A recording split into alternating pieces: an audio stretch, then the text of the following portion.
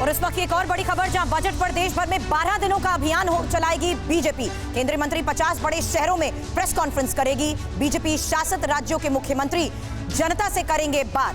गैर बीजेपी शासित राज्यों में नेता प्रतिपक्ष बजट का ब्यौरा, बजट का प्रचार लोगों के सामने रखेंगे। बीजेपी अध्यक्ष जेपी नड्डा ने इसके लिए एक समिति भी बनाई है और 1 से 12 फरवरी तक बीजेपी बजट का प्रचार करेगी। और सरकार के अंतिम पूर्ण बजट में कई राहत उपायों की भी उम्मीद की जा रही है, क्योंकि मिडिल क्लास को खास तौर से राहत की उम्मीद है।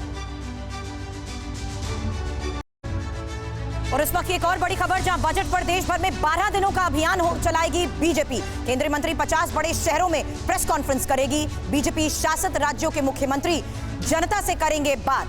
गैर बीजेपी शासित राज्यों में नेता प्रतिपक्ष बजट का ब्यौरा, बजट का प्रचार लोगों के सामने रखेंगे। बीजेपी अध्यक्ष जेपी नड्डा ने इसके लिए एक समिति भी बनाई है और 1 से 12 फरवरी तक बीजेपी बजट का प्रचार करेगी। और सरकार के अंतिम पूर्ण बजट में कई राहत उपायों की भी उम्मीद की जा रही है, क्योंकि मिडिल क्लास को खास तौर से राहत की उम्मीद है। और इस वक्त एक और बड़ी खबर, जहां बजट पर देश भर में 12 दिनों का अभियान चलाएगी बीजेपी। केंद्रीय मंत्री 50 बड़े शहरों में प्रेस कॉन्फ्रेंस करेगी। बीजेपी शासित राज्यों के मुख्यमंत्री जनता से करेंगे बात।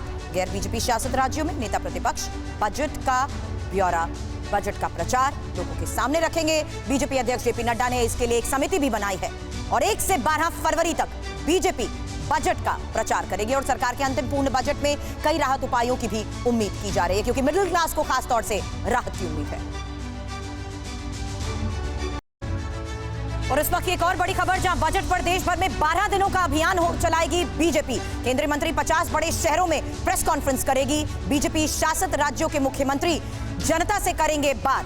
गैर बीजेपी शासित राज्यों में नेता प्रतिपक्ष बजट का ब्यौरा, बजट का प्रचार लोगों के सामने रखेंगे। बीजेपी अध्यक्ष जेपी नड्डा ने इसके लिए एक समिति भी बनाई है और 1 से 12 फरवरी तक बीजेपी बजट का प्रचार करेगी। और सरकार के अंतिम पूर्ण बजट में कई राहत उपायों की भी उम्मीद की जा रही है, क्योंकि मिडिल क्लास को खास तौर से राहत की उम्मीद है।